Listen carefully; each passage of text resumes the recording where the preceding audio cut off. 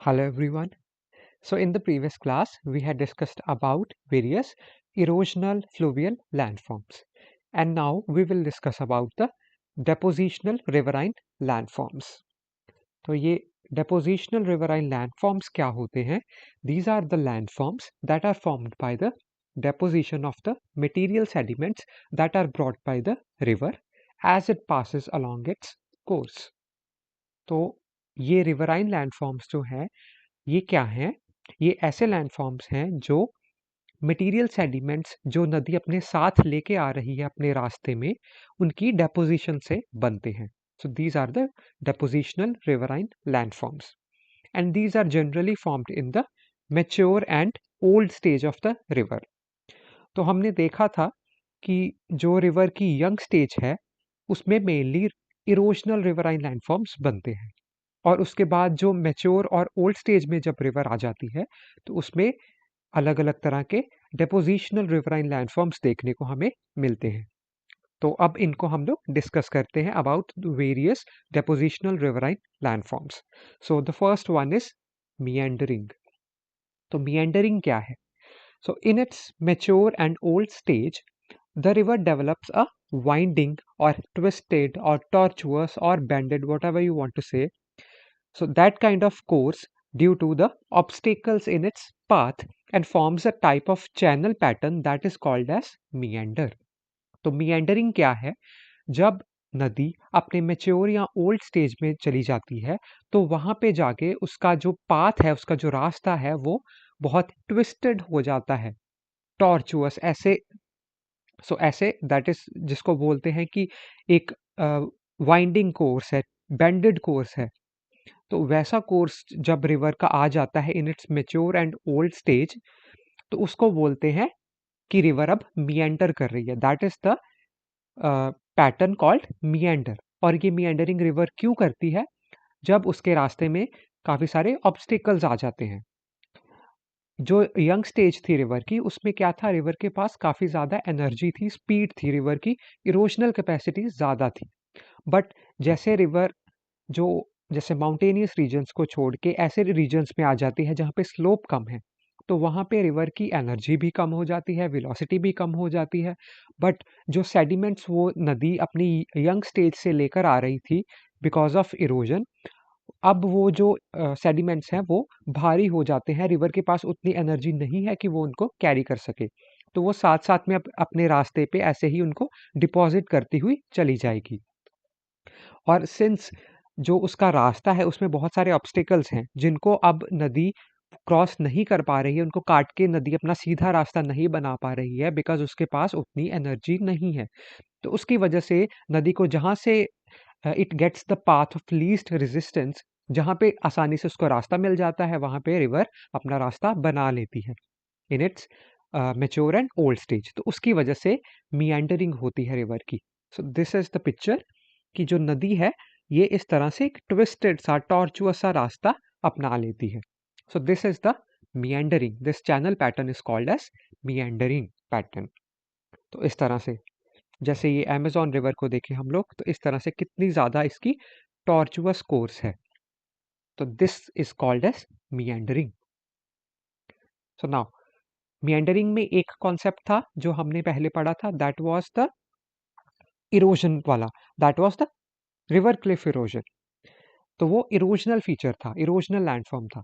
While अब हम लोग डेपोजिशनल पढ़ रहे हैं तो उसमें जो फीचर है मेंडरिंग का, that is the slip of slope. तो स्लिप ऑफ स्लोप क्या है? It refers to the gentle sloping inside the bank of a river bend where the sediment is deposited by the slower moving water, so contrasting with the steeper eroding cut bank on the outside of the bend. तो basically अगर हम लोग बोले कि slip of the slope क्या है, तो it is the depositional side of a meander curve that creates a smooth gradual slope. तो हमने जैसे देखा था कि एक नदी जा रही है तो एक साइड पे नदी के इरोजन होगा.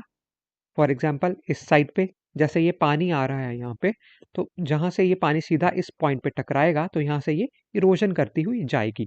वाइल जो उसका ऑपोजिट साइड होगी वहां पे डेपोजिशन होती जाएगी. सो जहाँ पे डेपोजिशन होगी that is called as slip of slope.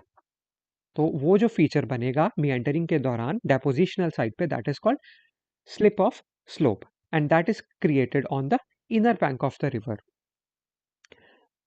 So this is the slip of the slope, कि जब नदी जो है वो जिस साइड से, इरोजन के ऑपोजिट साइड से, जहाँ पे वो जेंटली थोड़ी फ्लो कर रही है, तो वहाँ पे एक बेंड पे, तो वहाँ पे क्या होगा कि रिवर जो है वो अपने कुछ सेडिमेंट को डिपॉजिट करती हुई जाएगी। तो वहाँ पे जो एक लैंडफॉर्म बनेगा because of that deposition, that is the slip of slope, that is during the meandering. So the depositional side of the meander curve is that is the one that forms a slip of slope, that is a smooth and gradual curve इस तरह से बन जाता है यहाँ पे because of deposition। इस side से रिवर अपने किनारों को काटती हुई जाएगी और दूसरी ऑपोजिट साइड से यहाँ पे डिपॉजिट करती हुई जाएगी। तो meandering में हमें इरोजनल और डेपोजिशनल दोनों ही फीचर देखने को मिलते हैं। तो this is the slip of slope.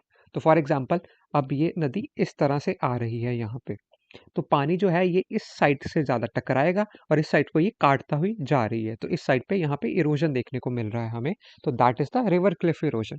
While इस साइड पे जहाँ पे उसकी स्पीड थोड़ी सी कम होगी, तो यहाँ पे हमारे पास ये डेपोजिशनल फीचर हमें देखने को मिल रहा है। तो यहाँ पे इरोजन होगा, ऑपोजिट साइड पे यहाँ पे deposition होगी। So this is called as the slip of slope during the meandering of a river. So this was the first landform that was meandering, and in that it was the slip of slope. The second one is the braided stream. तो braided stream क्या है?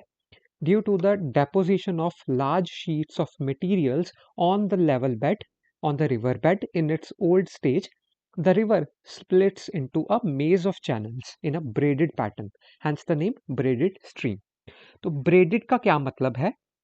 इस तरह से, so this is braided, जैसे बालों की चोटी बनाई जाती है, तो that is in a braided fashion। तो ब्रेडेड उस इसको बोलते हैं, इस तरह से हम लोग देख सकते हैं कि कोई फैब्रिक को ब्रेड कर सकते हैं, या कॉमनली जो हमें देखने को मिलता है that is the braided pattern of hair. तो उसी तरह से नदी भी जो है वो अपने आप को अलग अलग ऐसे पार्ट्स में डिवाइड कर लेती है। सो इसका रीजन क्या है कि नदी जो है वो अब स्लो स्पीड में चल रही है, स्लोप जो है वो बहुत ही ग्रेजुअल है, तो वहां पे क्या होता है, रिवर जो है वो अपने बेड पे, हमने अभी देखा कि रिवर, यहाँ पे देखा हमने कि रिवर अपने बैंक्स पे डेपोजिशन कर रही थी, बट साथ में रिवर बेड है, ये जो रिवर जहाँ का जो बेस है वहां पे भी डेपोजिशन होगी। तो उस डेपोजिशन की वजह से क्या होगा कि वो जो पानी है उसके फ्लो में ऑब्स्टेकल्स आ जाएंगे, बिकॉज वहां पे वो कुछ डेपोजिशंस देखने को मिलेंगी, और जिसकी वजह से नदी जो है वो अपने आप को ऐसे डिवाइड कर लेती है, सो दैट वो उन ऑब्स्टेकल की बजाय दूसरी साइड से जहां से उसको रास्ता मिल रहा है, the path of least resistance, वहां से वो नदी जो है वो बह जाएगी। सो इस तरह जब नदी करती है तो वो एक ब्रेडेड फैशन में करती है, ब्रेडेड स्ट्रीम बन जाती है, because the river gets split into a maze of channels. तो अलग अलग चैनल्स में ऐसे नदी अपने आप को डिवाइड कर लेती है, so that is the braided stream. तो अगर हम लोग इस पिक्चर में देखें, तो यहाँ पे जो ये नदी है फॉर एग्जाम्पल, तो ये ऐसे ऐसे जा रही है यहाँ पे, और इसने अपने आप को अलग अलग पार्ट्स में डिवाइड कर लिया है, बिकॉज ये जो रिवर बेड था उस पे ये बड़ी बड़ी सी डेपोजिशन हो गई है सेडिमेंट्स की, तो अब पानी को जहाँ से रास्ता मिल रहा है वो वहाँ से निकल रहा है। तो इस तरह से अलग अलग बहुत सारे चैनल्स बन जाते हैं, तो मेज ऑफ चैनल्स, एक पजल की तरह, एक मेज की तरह यहाँ पे बहुत सारे चैनल्स बन जाते हैं नदी के, तो that is called as braided stream.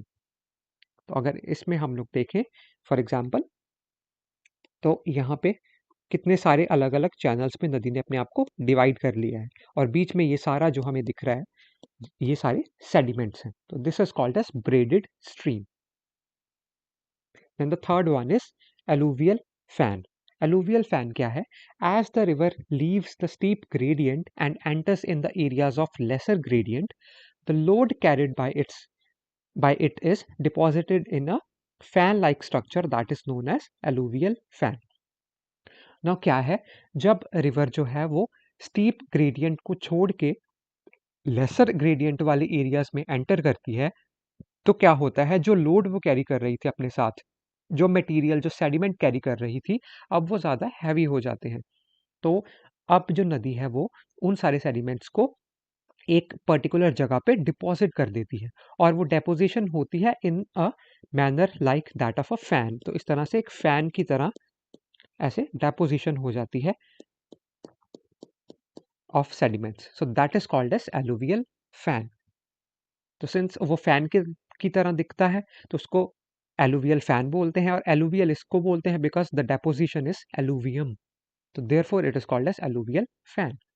तो इस तरह से जब नदी ऊंचे पहाड़ों से थोड़े ग्रेजुअल स्लोप पे आ रही है, तो जब लेसर स्लोप पे आती है तो यहाँ पे ये नदी जो है वो सारा कुछ डिपॉजिट करती हुई जाएगी, तो एक बड़ा सा ऐसा फैन शेप्ड स्ट्रक्चर बन जाता है of sediments, that is known as alluvial fan. तो फॉर एग्जाम्पल दिस वन, अब नदी यहाँ से ऊपर से आ रही थी, यहाँ पे ज़्यादा स्लोप था और नीचे ग्रेजुअली स्लोप जो है वो कम हो रहा है यहाँ पे, तो इस तरह से ये सारे सेडिमेंट्स को वो एक फैन शेप में ऐसे डिपॉजिट कर देती है। This is called as alluvial fan. Similarly this one, तो इस तरह से ये फैन जैसा स्ट्रक्चर है जो इस नदी ने यहाँ पे सारा डिपॉजिट किया हुआ है, तो this is the alluvial fan. Again this one is the alluvial fan. तो इस तरह से अगर हम लोग हायर ऑल्टीट्यूड वाले माउंटेन्स में जाते हैं तो इस तरह से एलुवियल फैंस बहुत कॉमनली हमें देखने को मिल जाते हैं, जो छोटी छोटी स्ट्रीम्स आ रही होती हैं स्टीप पहाड़ों से, तो पहाड़ों के बेस के पास हमें ऐसे बहुत सारे एलुवियल फैंस बहुत कॉमनली देखने को मिल जाते हैं in higher altitude mountains. So this is the alluvial fan. The next one is flood plains। तो फ्लड plains क्या है? During the annual floods, the sediments of the river they are spread over the low-lying adjacent areas, forming the floodplain. तो basically floodplain है क्या? It is a flat area of land alongside the river that is periodically flooded by a river. तो flood plains क्या है? एक ऐसा flat area है, ऐसा फ्लैट लैंड है रिवर की साइड्स पे जहाँ पे पीरियोडिकली फ्लडिंग होती रहती है। सो जब एनुअल फ्लड्स आते हैं, सपोज जैसे ब्रह्मपुत्रा में हर साल फ्लड्स आते हैं, तो वो फ्लड्स जो है वो जब पानी का लेवल जो है वो नदी को क्रॉस करके उसके अराउंड वाले प्लेन एरियाज में चला जाता है, तो नदी पूरी उस एरिया को अपने पानी से कवर कर लेती है और वहाँ पे अपने सेडिमेंट्स को डिपॉजिट करती हुई जाती है उन लो लाइंग एरियाज में which are along the river. तो वहाँ पे जो बनते हैं उस एलुवियल डिपॉजिट की वजह से they are called as flood plains. For example the Indo Gangetic plains. तो इस तरह से फ्लड प्लेन्स बनते हैं। तो जैसे ये रिवर यहाँ से जा रही थी तो ये इसका रास्ता है, बट जब ड्यूरिंग सपोज मॉनसून्स के टाइम पे जब हैवी रेनफॉल होता है तो इन नदियों में पानी बहुत ज़्यादा बढ़ जाता है, तो तब ये अपने इस जो इसका फिक्स्ड पाथ है इससे बाहर निकल के वाटर ओवरफ्लो कर जाता है और ये पूरा एरिया में भर जाता है पानी दोनों साइड्स पे अलोंग द रिवर। तो इस पूरे एरिया को बोलेंगे फ्लड प्लेन्स, जहाँ पे एनुअली या पीरियोडिकली फ्लड्स आते रहते हैं, तो ये पूरा एरिया जो है रिवर वाटर जो है वो क्लेम कर लेता है। तो this is the flood plain of a particular river. So this whole area is called flood plain. For example ऐसे कि अगर कोई रिवर का पर्टिकुलर कुछ फ्लो है, बट जब हैवी वाटर वॉल्यूम हो जाती है तो वो अपने किनारों को ब्रीच करके ये पूरा एरिया जो उसके आसपास वाला है उसको पानी से भर देता है, तो वहाँ पे एलुवियल डिपॉजिशन भी हो जाती है, तो ये पूरे फ्लड प्लेन्स बन जाते हैं। और ये फ्लड प्लेन्स सिंस यहाँ पे सेडिमेंट्स रीन्यू होते रहते हैं तो ये काफ़ी फर्टाइल भी होते हैं from agriculture point of view. तो अगर हम लोग इसमें देखें तो सपोज ये रिवर जा रही थी, ये ब्रेडेड स्ट्रीम है, अलग अलग चैनल्स हैं इसके। जब ज़्यादा पानी आ जाएगा तो ये पूरा एरिया जो है ये रिवर वाटर जो है वो क्लेम कर लेगा, ये पूरा एरिया में पानी भर जाएगा। सो ये पूरा एरिया को हम लोग बोलेंगे फ्लड प्लेन। तो जब ये पानी जो है रिसीड कर जाएगा, जो सेडिमेंट्स है वो तो यहाँ पे रहेंगे ही, रिवर अपने पुराने फ्लो में फिर से आ जाएगी, बट ये सेडिमेंट्स यहाँ पे होने की वजह से ये फर्टाइल लैंड एरिया बन जाता है, फ्लैट लो लाइंग एरिया बन जाता है। So that is the flood plane adjacent to the river. So we have discussed about some of the depositional riverine landforms. For example, today we have discussed about meandering, and in that we have discussed about the slip of slope in meandering of the river. Then we have also discussed about braided stream, then alluvial fan, and finally floodplain. तो ये जो चार features थे ये हमने आज वाली class में देखे और बाकी जो फीचर्स अब बच गए हैं that are the depositional riverine landforms for example levee है, ऑक्सबो लेक है और डेल्टा एंड एस्चुरीज है, तो उनको हम लोग नेक्स्ट क्लास में डिस्कस करेंगे।